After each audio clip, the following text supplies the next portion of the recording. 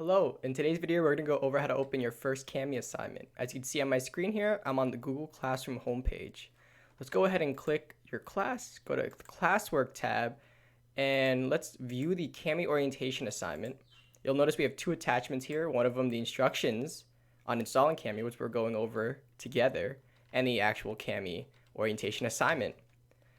Now, the whole reason we're doing this is over here where it says open with Google Docs, you should have an open with Kami option, either in the drop-down menu or as the first option. And we don't have that. That's because we don't have the Kami Chrome extension.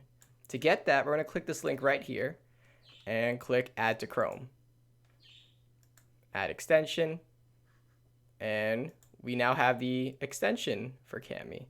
If we go back to our assignment here, we should be able to see open with Kami, as the instructions say, but we don't have that open with Kami option. Why not? It's because the Kami installation is not finalized. We have to actually reopen Google Chrome. So I'm going to close out of Chrome, reopen it, and I'm going to go classroom.google.com, and same idea, go back to Classroom, Classwork. We're going to view the Kami orientation assignment, and now look what happens when we click either of these assignments. We'll click the instructions because that's what we're looking at. Right here at the top, you see open with Kami. So that's the first issue we've seen students run into is they have not refreshed their Chrome browser. Now, this is the actual orientation assignment. Let's click open with Kami and see what we have to do next. We're gonna authorize Google Drive.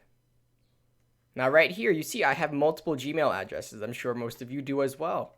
Make sure you are authorizing the same Gmail address as the one in the Google Classroom. So that would be this one for me. I'm going to allow. And then we have to finalize our setup, authorizing Google Drive one more time with the same account. Allow. And then we're using it for school. We're a student. And we click finish. There's a welcome video here that you don't necessarily need to watch. We're going to hit continue. And there we have it. We're in Kami. Now you're going to notice I have some locks. I can't use all the features we need to.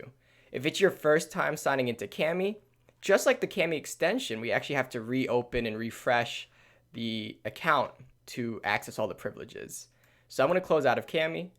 And same idea, just for safety's sake, I'm going to reopen the classroom just from scratch. And the same process. We go to classwork. We go to Kami orientation. I'm going to click the orientation assignment here.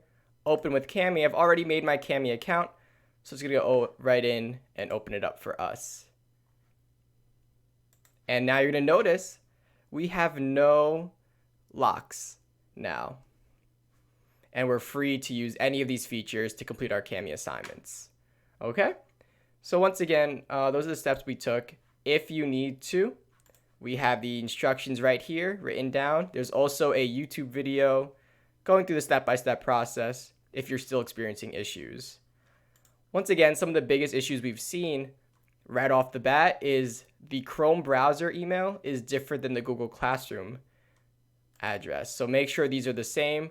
I've been suggesting to students who are first installing Kami to sign out of all accounts, because I know we probably have multiple Gmail accounts for school, for personal, for family. Make sure that none of them are signed in, because if these email addresses cross over, you're going to experience authorization issues.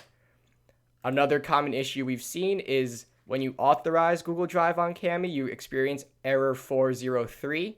That's because it's an age-restricted account. So if your Gmail account is underage, the cutoff is 13 years old. If you're underneath that age, you won't be able to use Kami. What we've been suggesting is that parents make a new Gmail address for your student.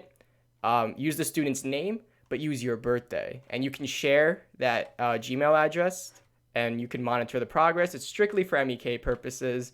And once you make that new Gmail address, let MEK know so that we can re-invite your student to the proper Google Classroom. Okay, so I hope this was helpful and answered any questions you might be having. And thanks for watching.